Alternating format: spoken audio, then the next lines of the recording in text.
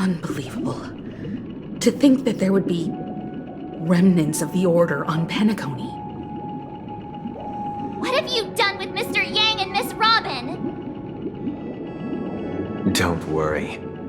I just gave them some time alone to ponder their fates. You should know that these actions make you an enemy of the Astral Express. Should we need to stand against the Nameless, it would only be myself and the Oak family involved. But we haven't reached that point yet, have we? Your efforts for the justice of Penacony are evident to everyone, and have been widely observed.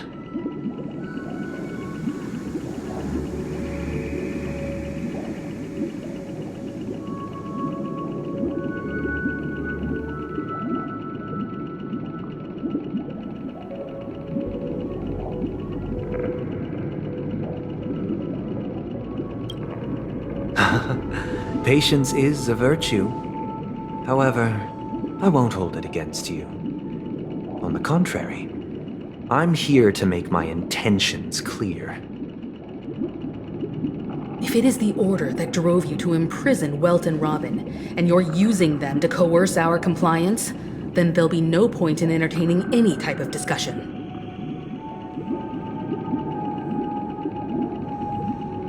You're mistaken, Miss Himiko. They are in very safe hands, and just as the family has always proclaimed, no one can be harmed in the dreamscape, least of all in the beautiful new world belonging to the Order. Penacony and the entire universe have witnessed far too much innocent bloodshed. The strong wield their blades against the weak, and the victors push the vanquished to the brink of life. Natural selection. The world abides by this principle, establishing the well-being of humanity atop the corpses of the downtrodden. Only we, or rather, I, possess the power to put an end to this farce. So you've decided to resurrect a dead Eon? No one's ever done such a thing. If Miss Himiko is interested, let's draw back the veil and speak candidly. I've always firmly believed that people can understand one another through peaceful means. I'm willing to divulge the unembellished truth as to the intentions of the Order's Pathstriders, so that you will make better judgment for the Astral Express, for Penacony, and for this stretch of the universe. Words can hardly do justice to the beauty of that ideal.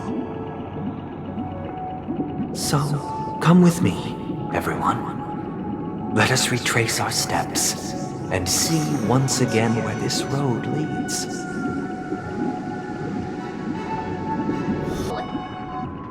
Welcome. This isn't any location in Penacony's dreamscape. It's my inner world. The reason the scenery before you remains unchanged is because your consciousness has drawn on similar concepts to fill in the gaps.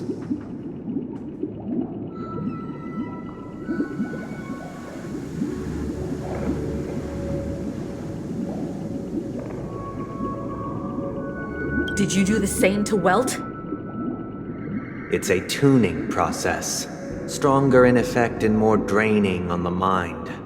The gray-haired guest has experienced it before, so he should understand what it entails. Tuning allows you to intuitively grasp my feelings, which also means that I cannot hide anything from you.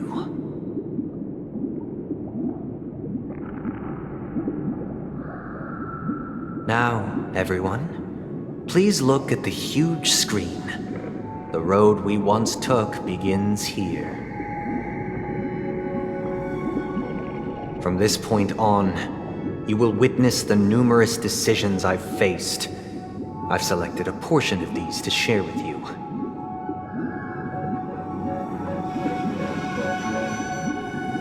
I believe after going through similar predicaments, you'll be able to better understand my thoughts.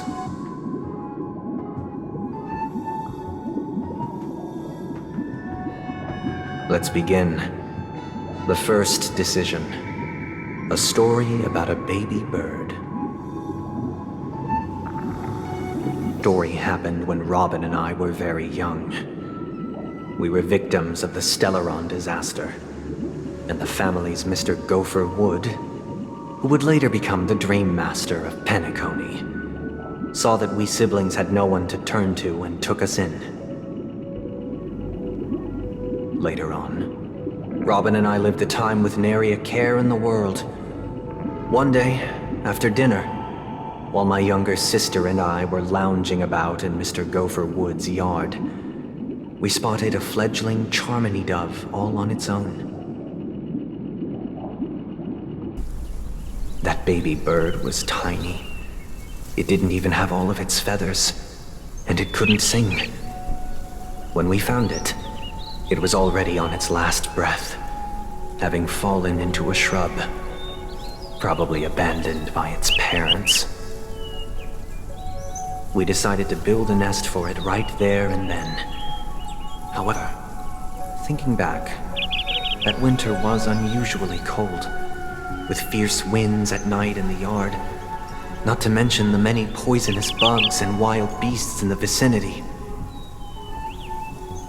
It was clear that if we left the fledgling in the yard, it stood no chance of surviving until spring. So, I suggested we take it inside, place it on the shelf by the window, and asked the adults to fashion a cage for it. We decided that when it regained its strength enough to spread its wings, we would release it back into the wild. The tragic part, something that we'd never considered, was that this bird's fate had already been determined long before this moment. Its destiny was determined by our momentary whim. Now, I pass the power of choice to you all. Faced with this situation, what choice would you make? Stick to the original plan, and build a nest with soft net where the Charmony dove fell.